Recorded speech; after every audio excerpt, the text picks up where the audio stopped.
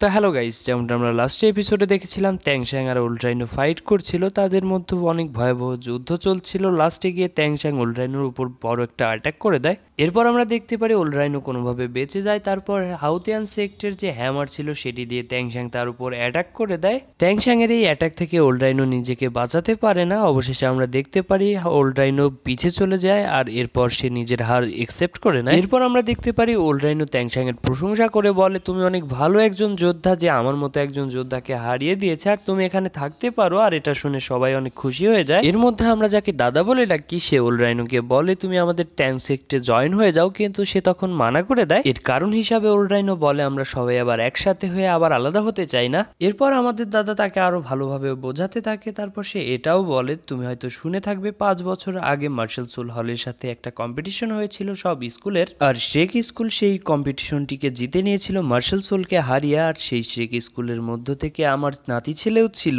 যে সেই martial soul হলের বিরুদ্ধে লড়াই করেছিল। এটা শোনার পর ওল্ড রাইনো এখানে অনেক খুশি হয় আর তাইলংকে সে বলে, তুমি অনেক ভালো কাজ করেছো। আর তাইলং তখন বলে, আমরা শুধুমাত্র জিততে পেরেছি ট্যাংশ্যাং এর কারণে। আর এটা শুনে ওল্ড রাইনো এখানে অনেক বেশি হয়রান হয়ে যায়। সে এখানে অনেক বেশি শক হয়ে যায়। সে এখানে এটাও বুঝতে পারে যে ট্যাংশ্যাং এর বাবার থেকেও অনেক বেশি শক্তিশালী হবে ভবিষ্যতে। আর ওল্ড রাইনো এখানে এটাও বুঝে গিয়েছিল যে ভবিষ্যতে ট্যাংশ্যাং যদি কোনো সেক্ট নির্মাণ করে সেটিও অনেক দূর পর্যন্ত যাবে। তারা এইসব নিয়ে কথাবার্তা বলছিল, তখনই ওইখানে এলিফ্যান্ট আর্মার টিমের একজন সদস্য চলে আসে। আসলে এই লোকটি এলিফ্যান্ট ক্লানের লিডার ছিল। এখন আমরা এটা দেখতে পারি সেই লিডারটি ওল্ড রাইনোর কাছে আসে আর বলে, আমরা মার্শাল সোল হলকে জয়েন করতে যাচ্ছি। আর মার্শাল সোল হল বাকি সব সেক্টদেরকে আস্তে আস্তে নিজেদের মধ্যে জয়েন করাচ্ছে। এই লিডার এখানে ওল্ড রাইনোকেও বলে, তোমরা আমার সাথে মার্শাল সোল হল জয়েন করে নাও, কারণ 1 বছর পরে এখানে ভালো একটা ইলেকশন হবে আর যার মধ্যে আমরা এল্ডার হতে পারি। ওই লিডার এখানে ওল্ড রাইনোকে অনেকভাবে লোভ দেখানোর চেষ্টা করে, কিন্তু ওল্ড রাইনো কিছুতেই রাজি হয় না। আর সে তাকে বলে, তুমি ওদের কুত্তা হয়ে যাও, আমি ওদের কুত্তা হতে পারবো না। আর এটা শোনার পরে এলিফ্যান্ট আর্মার ট্রাইবের যে লিডার ছিল সে অনেক বেশি রেগে যায় আর সে তার মার্শাল সোলটিকে বাইরে বের করে নেয় ওল্ড রাইনোর উপর অ্যাটাক করার জন্য। ওল্ড রাইনো যখন দেখে লিডার তার উপর অ্যাটাক করার জন্য তার মার্শাল সোল বাইরে বের করে নিয়েছে, তখন সেও তার মার্শাল সোলটিকে বাইরে বের করে নেয়। আর আমরা দেখতে পারি চারপাশের আবহাওয়া অনেক গরম হতে থাকে। তার একটু পরেই আমরা দেখতে পারি সেই ক্লান লিডার এখানে শান্ত হয়ে যায় আর বলে, আমি এখন মার্শাল সোল হলকে জয়েন করার জন্য যাচ্ছি, তোমাকে তো আমি পরে দেখে নেব। এরপর ওই ক্লান লিডার এখান থেকে চলে যায়। আর এরপর এখানে আমরা দেখতে পারি সবাই অনেক বেশি শক হয়ে যায়, কারণ এলিফ্যান্ট ক্লানের মতো বড় বড় ক্লান মার্শাল সোল হলকে জয়েন করে নিচ্ছে, এটা মোটেও ভালো কথা নয়। এখন ওল্ড রাইনো এটা ভাববে যে তাদের থেকে বাঁচতে হলে আমাদের ভালো একটা টিম তৈরি করতে হবে। এরপর আমরা দেখতে পারি ওল্ড রাইনো ট্যাংশ্যাংকে তার হিডেন ওপেন সম্পর্কে জিজ্ঞাসা করে। ওল্ড রাইনো এখানে বলে, আমি তোমার হিডেন ওপেনের পাওয়ার দেখতে চাই। আর এটা শোনার পর ট্যাংশ্যাং তার সবচেয়ে শক্তিশালী হিডেন ওপেন বাইরে বের করে। ওল্ড রাইনো যখনই এই হিডেন ওপেনকে দেখে তখনই তার বানানোর পদ্ধতি দেখে সে অনেক বেশি ইমপ্রেস হয়। এরই সাথে ট্যাংশ্যাং তাকে বলে, কিভাউ ট্রাইব যখন যুদ্ধ করেছিল তখন তারা এই হিডেন ওপেনের ইউজ করেছিল, যার কারণে তারা এখনো পুরোপুরিভাবে বরবাদ হয়নি, এখনো টিকে রয়েছে। এটি শুনে ওল্ড রাইনো এখানে আরো বেশি সারপ্রাইজ হয়। ট্যাংশ্যাং এখানে আরো বলে যে আমরা যে ট্যাঙ্ক সেক্টটি নির্মাণ করতে চলেছি সেটি হিডেন ওপেনের জন্য আরো বেশি বিখ্যাত হবে আর মার্শাল সোলের বিরুদ্ধে অনেক কাজে আসবে। এই সব কথা শোনার পর ওল্ড রাইনো এখানে অনেক শক হয়। এরপর সে ট্যাংশ্যাংকে বলে, তুমি তোমার হিডেন ওপেনের পাওয়ার দেখাও। আর ট্যাংশ্যাং সেইখানকার যে দরজা ছিল লোহার, সেই দরজার উপর অ্যাটাক করে দেয়। আর হিডেন ওপেনের যে তীরগুলো ছিল সেই তীরগুলো দরজা ভেদ করে বাইরে বেরিয়ে যায়। আর এটা দেখে ওল্ড রাইনো অনেক বেশি সারপ্রাইজ হয়ে যায়। আর শক হওয়ারই কথা, কারণ ডিফেন্স ক্লানের এই দরজা অনেক বেশি শক্তিশালী ছিল আর সেই দরজাকে ভেদ করে চলে যাওয়ার মতো সিক্রেট ওপেনের মর্যাদাও সে অনেক ভালোভাবে বুঝে যায়। এখানে আবারও তাকে সেক্টে জয়েন করার জন্য বিনম্র নিবেদন করে আর ওল্ড রাইনো এখানে মেনে যায়। আর এটা দেখে সবাই এখানে অনেক খুশি হয়। এরপর তারা সবাই ভিতরে যায়। ভিতরে আমরা দেখতে পারি এখানে শাহী খাবারের আয়োজন করা হয়েছে, অনেক কিছু ছিল, সাথে তারা সবাই ড্রিঙ্কস করছিল। যেহেতু ট্যাংশ্যাং এর বয়স 19 বছর হয়ে গেছে, এর জন্য সেও ড্রিঙ্কস করছিল অনেক বেশি। এখানে সবাই একটু আনন্দ ফুর্তি করছিলই, তখনই দেখা যায় তাদের হলের বাইরে কিছু লোক এসেছে। আর এটা দেখে ওল্ড রাইনো আর বাকি সবাই তাদেরকে দেখতে যায়। এরপর আমরা জানতে পারি এরা সবাই আসলে স্পিরিট ক্লানের লোক। এরপর আমরা এই ক্লানের লিডারের নাম জানতে পারি, একে সবাই ওল্ড স্পিরিট বার্ড বলে ডাকতো। ক্লান লিডারকে সবাই স্পিরিট বার্ড বলার কারণ হলো তার মার্শাল সোলটি একটি বার্ড মানে পাখির ছিল। আর এর সাথে আমরা তার একটি সুন্দরী মেয়েকেও দেখতে পাই আর তার নাম ছিল মিস বার্ড। এরপর ভেতরে আমরা দেখতে পারি ওল্ড রাইনো ট্যাংশ্যাং এর ইন্ট্রোডাকশন করায় সবার সাথে। এরই সাথে সেই ওল্ড স্পিরিট বার্ডকে সে বলে যে ট্যাংশ্যাং এর কাছে কিছু হিডেন ওপেন রয়েছে যেগুলো তোমার অনেক কাজে আসতে পারে। এরপর ট্যাংশ্যাং সেই হিডেন ওপেন ওল্ড স্পিরিট বার্ডকে দেখায় আর ওল্ড স্পিরিট বার্ডের যে মেয়ে ছিল সে বুঝে যায় যে আসার সময় যে ছেদ সে দেখেছে দরজার উপর সেটি এই ওপেনের কারণেই। ওল্ড বার্ড যখন এই ওপেনের বিশেষত্ব জানতে পারে তখন সে ট্যাংশ্যাংকে বলে, বলে আমি এটার 200 পিস কিনতে চাই আর তুমি এর প্রাইস বলো। তখনই ট্যাং শ্যাং সেই স্পিড বার্ডকে বলে এই হিডেন ওপেনের মূল্য হলো 120টি স্বর্ণ মুদ্রা। আর এটি শোনার পরে স্পিড বার্ড বলে যে আমি তোমাকে 100 স্বর্ণ মুদ্রা এখন দিচ্ছি আর বাকি 20টা তোমাকে আমি পরে দিয়ে দিব। এটা শোনার পর ট্যাং শ্যাং তাকে বলে যে আপনি হয়তো কিছু একটা ভুল ভাবছেন, কারণ এটি শুধুমাত্র একটি হিডেন ওপেনের মূল্য। আর এটি শোনার পর তো ওল্ড স্পিড বার্ড অনেক বেশি রেগে যায় আর বলে তুমি কি আমাকে লুটে নিতে চাচ্ছ? আর তারপর তার মেয়েও তার সাথে সাথে বলে তোমরা আমাদেরকে ঠকাতে চাচ্ছ। সর্বশেষ আমরা দেখতে পারি এরা এই ডিলের জন্য মানা করে দেয়। এরপর ট্যাং শ্যাং তাদেরকে আবার একটা কাউন্টার অফার দেয়। ট্যাং শ্যাং এখানে বলে আপনাদের ক্লানের মূল পাওয়ারই হলো স্পিরিট, আর আপনি যদি আমাকে স্পিরিটে হারিয়ে দেন তবে এই সব করসবো আপনাদেরকে ফ্রিতে দিয়ে দেওয়া হবে। ওল্ডম্যান এখানে এই প্রস্তাবে রাজি হয়ে যায়।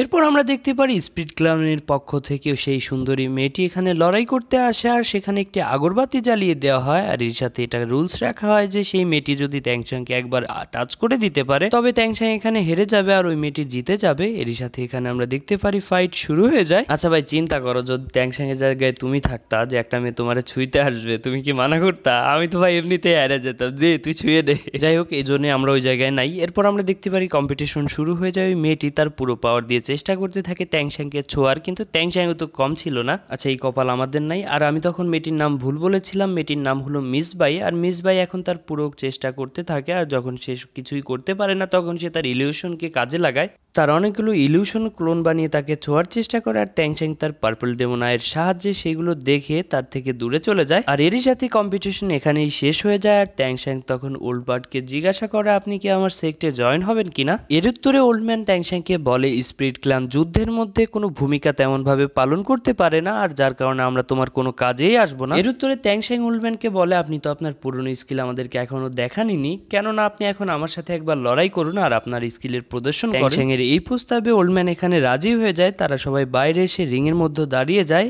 আর অন্যদিকে আগরবাতিকেও জ্বালিয়ে দেওয়া হয়। এর সাথে রুলসটা তো আগের মতোই ছিল যে আগরবাতি জ্বলা শেষ হওয়া অবধি ট্যাং শ্যাংকে তাকে ছুঁতে হবে আর এটি করতে পারলেই সে জিতে যাবে। এরপর আমরা দেখতে পারি ম্যাচটি শুরু হয়ে যায় আর ওল্ড বার্ডের স্পিড তো এত বেশি ছিল ট্যাং শ্যাং তাকে দেখতেই পারছিল না। ট্যাং শ্যাং এখানে মনে মনে বলছিল এ কেমন টেরিফাইং পাওয়ার, আমি তো একে দেখতেই পারছি না। আর সে এত জোরে জোরে চলাফেরা করছিল যে তার চারিপাশে ক্লোন হয়ে যাচ্ছিল, মনে হচ্ছিল সে অনেকগুলো হয়ে গেছে। এর সাথে আমরা দেখতে পারি রিং এর বাইরে যারা বসেছিল তারা মনে মনে বলছিল যে ওল্ড বার্ডটা এখনো তার মার্শাল স্পিরিটের পাওয়ারটা ইউজ করেনি আর এখনই ট্যাং শ্যাং এর এত সমস্যা হচ্ছে, পরে গিয়ে কি হবে। অন্যদিকে ওল্ড বার্ড এখনো ট্যাং শ্যাংকে ছুতে পারছিল না আর এই জন্য সে মনে মনে বলে এখন আমার মার্শাল সোলকে বাইরে বের করতেই হবে। আর এটা বলে সে তার মার্শাল সোলকে বাইরে বের করে নেয়। আর এটির সাথে আজকের এপিসোড এখানেই শেষ হয়। তবে কোনো এক ভাই আমার কাছে রিকোয়েস্ট করেছিল 2-3টা পর্ব একসাথে দেওয়ার জন্য, তাই আজকে আমি একটা বোনাস হিসাবে পর্ব দিয়ে দিলাম।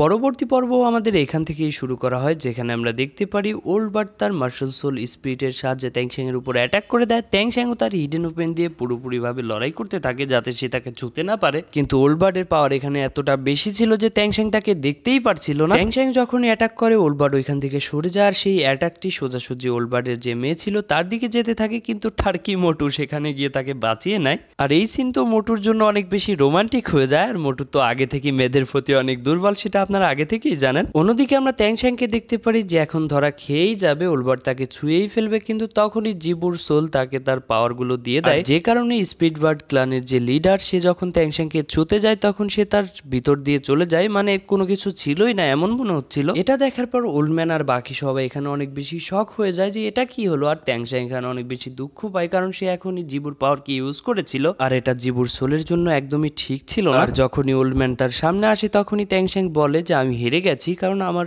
ইউজ করার কথা ছিল আমার স্পিড, কিন্তু আমি আমার বাকি স্কিলের ইউজ করেছি। কিন্তু ওল্ডম্যান এখানে বলে আমিও এখানে হেরে গিয়েছি, এর কারণ হলো আমি তোমাকে টাচ করতে পারিনি। আর এরপর ওল্ড রাইনো এখানে এসে বলে তোমরা দুজনই ড্র হয়ে গেছো, যেহেতু দুজনের ম্যাচকে ড্র করে দেওয়া হয়েছিল এজন্য তারা একটু সাইডে চলে যায়। এখানে তারা কথাবার্তা বলতে থাকে আর ট্যাং শ্যাং তখন তাকে বলে যে আপনি কি আমার সেক্টে জয়েন করবেন কিনা, কিন্তু তখন সে মানা করে দেয় আর বলে আমি চাইলেও তোমাদের সেক্টে জয়েন করতে পারবো না। সে ট্যাং শ্যাংকে অনেক দুঃখের সাথে জানায় যে আমি সত্যি চাইলেও এই সেক্টে জয়েন করতে পারবো না। আসলে এদের যে চতুর্থ সাথী ছিল তার নাম হলো ওল্ড কোট, সে স্পিড ক্লানের পাশে যখন কেউ ছিল না সে তখন তাদের পাশে ছিল, আর যার কারণে স্পিড ক্লান তাকে ছাড়া কোনো ডিসিশনই নিতে চাচ্ছে না, কারণ বিপদের সময় তারাই শুধু তার পাশে ছিল। আসলে বিষয়টা আপনাদেরকে বুঝিয়ে বলি, ওল্ড বার্ড যখন একা ছিল, মানে ট্যাং শ্যাং এর বাবার সেক্ট যখন ডিস্ট্রয় হয়ে গেছিল তখন তো সবাই যার যার মতো হয়ে গেছিল। আর আপনারা তো বুঝতেই পারছেন স্পিরিট ক্লান শুধুমাত্র স্পিরিটেই পারদর্শী, তাছাড়া ডিফেন্স বলেন আর অ্যাটাক বলেন কোনো কিছুতেই তারা ভালো নয়, আর যার কারণে তাদের কোনো না কোনো সাপোর্ট নিয়ে চলতে হয়। বিপদের সময় ওল্ডকুট নামে সেই চতুর্থ ব্যক্তি তাদেরকে সাহায্য করেছিল, আর সে এখন তার পরামর্শ ছাড়া কোনো কিছুই করতে চাচ্ছে না। আর তখনই আমরা দেখতে পারি ওল্ড রাইনো ট্যাংশাংকে বলে, তুমি যদি চাও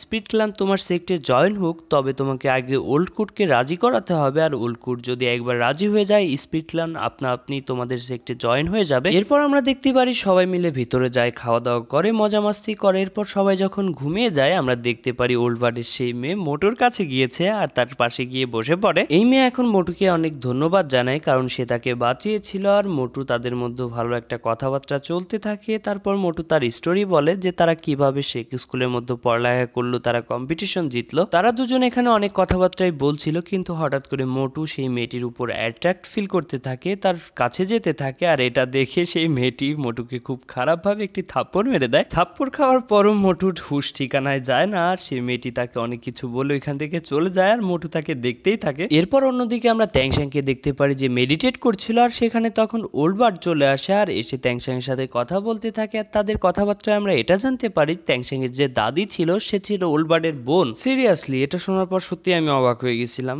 আরে যদি বোনই হয় তাহলে তো তোর আত্মীয়, একসাথে হয়ে যা।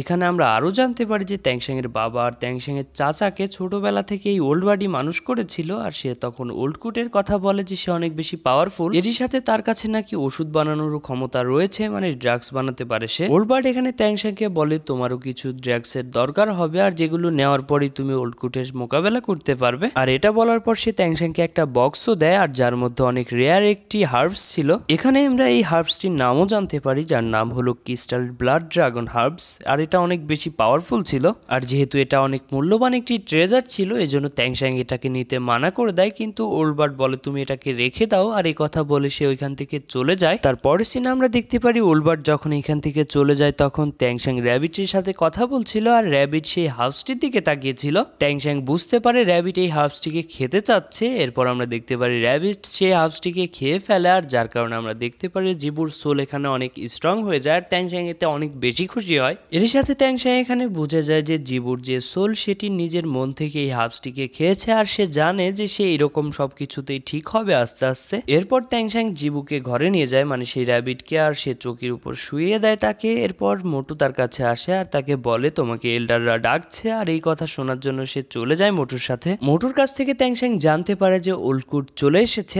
আর এই কথা শুনে সে যখন ওইখানে যায় তখন ওল্ডকুট ট্যাংশাংকে দেখে এখানে অনেক বেশি রেগে যায়। ওল্ডকুট এখানে সবাইকে বলে যে এখানে শুধুমাত্র আমাদের চারজনেরই দেখা করার কথা ছিল, কিন্তু তুমি এখানে আউটসাইডারকে নিয়ে এসেছো, আর এটা আমি কোনোভাবেই অ্যালাউ করব না। আর তখনই টাইটান সবাইকে বলে, মানে আমাদের দাদা সবাইকে বলে যে ট্যাংশাং কোনো বাইরের কোনো লোক নয়, আর সে আমাদের ঘরেরই ছেলে। আর সে তখন বলে এ হলো ট্যাং হাওয়ের ছেলে ট্যাংশাং, আর এটা শোনার পর তো সে আরো বেশি রেগে যায়।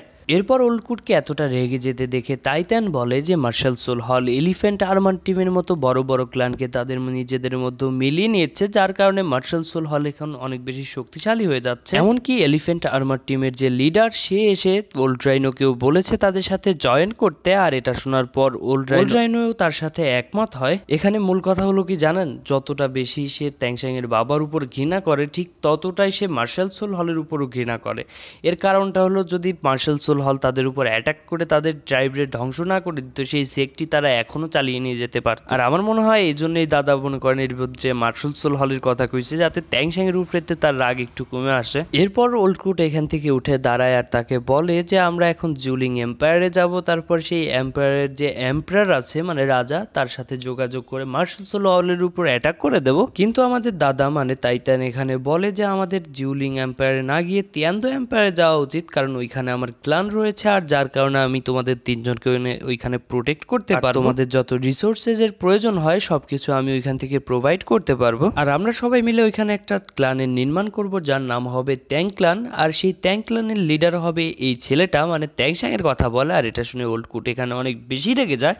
ওল্ডকুট তখন বলে তোমরা একটা বাচ্চাকে কিভাবে একটি ক্লানের লিডার বানাতে পারো, আর তখন সবাই তাকে বলে যে ট্যাংশাং কোনো নর্মাল বাচ্চা নয়, সে আমাদের মাস্টার ট্যাং হাওয়ের ছেলে। আর এটা শুনে তো সে আরো বেশি রেগে যায়। আমার মনে হয় আগে তারা শুধুমাত্র ট্যাংশাং এর কথা বলেছিল যে সে হাওতিয়ান সেক্টের লোক, কিন্তু যখন ওল্ডকুট জানতে পারে যে ট্যাংশাং ট্যাং হাওয়ের ছেলে, আর তখন সে আরো বেশি রেগে যায়। আর এতটা পরিমাণ রেগে যাওয়ার কারণে সে ওইখান থেকে চলে যেতে থাকে, কিন্তু ওল্ড বার্ড তাকে থামায় ওখানে। ওল্ড বার্ড ওল্ডকুটকে বলে তুমি তোমার রাগকে ঝেড়ে ফেলো, আর তাও সে সে তার কথাবার্তা যখন শুনছিল না তখন ট্যাংশাং তার কাছে গিয়ে ক্ষমা চায় আর বলে আমার বাবার হয়ে আমি আপনার কাছে ক্ষমা চাচ্ছি। কিন্তু ওল্ড কুটের মাথায় এতটা পরিমাণে রাগ ছিল সে ট্যাংশাংকে অনেক ভালো মন্দ কথাবার্তা শোনাতে থাকে। এরই সাথে ট্যাংশাংকে সে আরো বলে তুমি যদি আমার সামনে এভাবে দাঁড়িয়ে থাকো আমি কিন্তু তোমাকে মেরে ফেলবো। আর তখন ট্যাংশাং বুঝে যায় যে একে ইমপ্রেস করা ছাড়া আমার আর কোনো কিছুই করার নেই। আর ইমপ্রেস করার জন্য তো শুধুমাত্র একটা রাস্তাই বাকি আছে, সে ওল্ড কুটকে ফাইটের জন্য চ্যালেঞ্জ করে দেয়, যেটা শুনে সবাই অনেক শক হয়। তাদের মধ্যে একটি ফাইট অর্গানাইজ করা হয়। এখানে আমরা এটাও জানতে পারি যে ওল্ড কুট যদি এই ফাইটে হেরে যায় তবে ওল্ড কুটকে ট্যাংশাং এর সেক্টে জয়েন হতেই হবে।